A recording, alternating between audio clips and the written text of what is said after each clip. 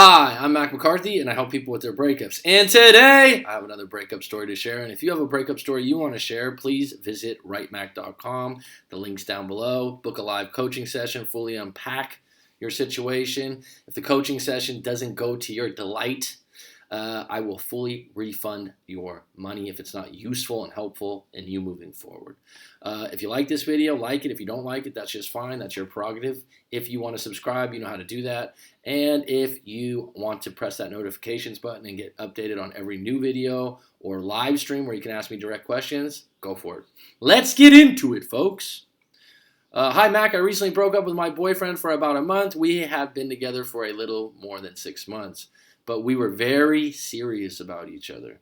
Well, if you're boyfriend and girlfriend, that usually means you're serious in my book. Whether that's very serious, that's up to you.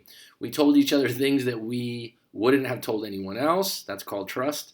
And this honestly was the first time I felt like I was in a healthy relationship. Well, that says a lot about your past relationships. And your past relationships, if they haven't healed, will affect your current one or your present one. We were in a long-distance relationship, but that wasn't a problem. Well, long-distance relationships aren't a problem until they are.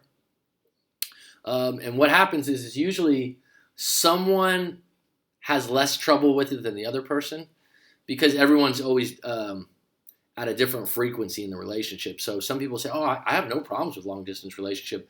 And then when the other person does, you have the fit or you have trouble and you're like, why can't you do it? Well, they're a different person. They operate differently. And the thing is about long-distance relationships, if you watch my videos, this might be nauseating because I always say this, you need a finish line. You need to know, oh, we're going to get back together in 6 months. We're going to be meeting up once a month. If you don't really have one, it'll get old and there's an expiration date and the relationship will eventually end and someone will be left holding it back. We video called each other every day and spent 4 or 5 days with each other a month. Well, that's a pretty good way to keep a long-distance relationship tight if you can see each other at least once a month for 4 or 5 days. Either he visited me or I visited him. Everything was going well until he went back to China to see his family and told them about us. Dun, dun, dun, dun, dun. To his distraught, interesting word, every single one of his family was against us due to my age. I'm 3 years older than him, which doesn't bring good luck. And they said that I'm too highly educated, although we both graduated from universities. That's a bit ridiculous that you're too highly educated. That's strange. I would think that would be something that a family would value. The idea that you being 3 years older than him involves luck is a belief. And if that's what they believe, you might think that's nuts.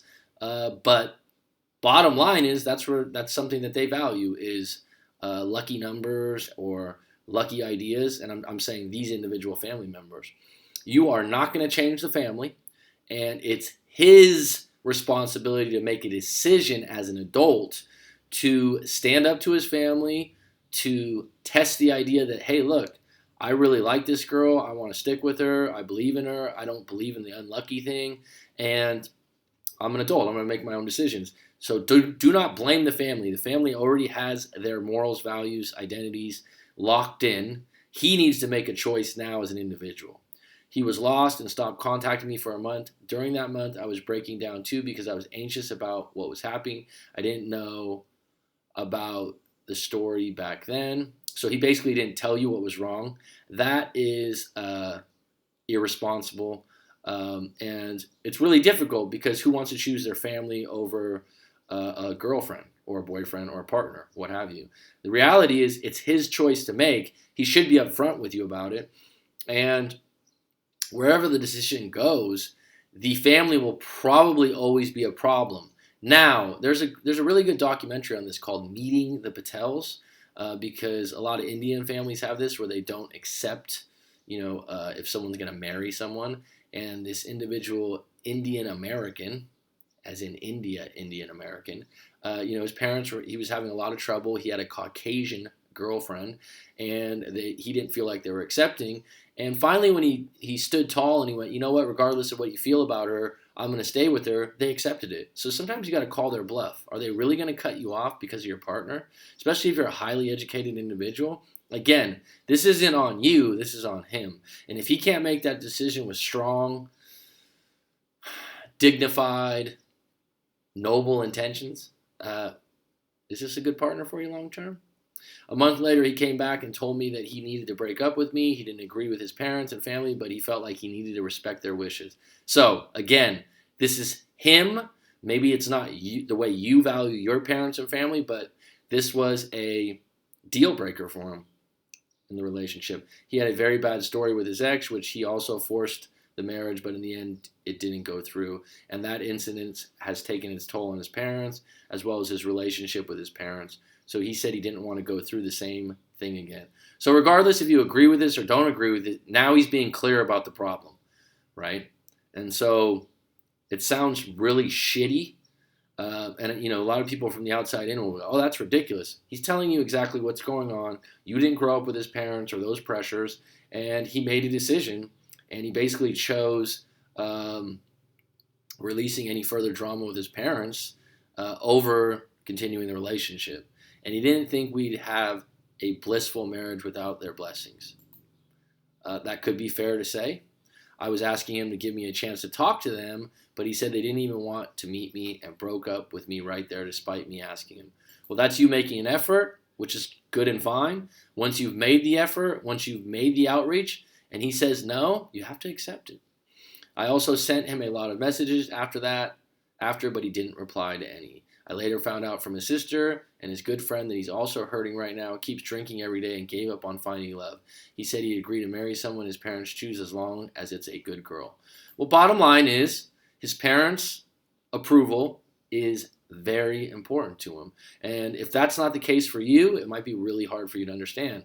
But regardless, even if let's say he stood up to his parents, he said, I'm going to be with them, and his parents created nothing but problems in your marriage and your relationships down the road, that would be worse. They also said he's feeling stuck in the middle now, but it seems like his decisions will be based on the fact that he wants to respect his parents' wishes. What should I do in this situation? Move on, move forward. What's the alternative? You're going to chase and beg for him to come back? I think he's dug in on the idea. If he changes his mind, he's got to change his mind on his own, not with you coaxing or manipulating him. He's got to be strong about this, and so you need to be in no contact. Should I told him or move on? Should I hold on to him or move on? I would move on.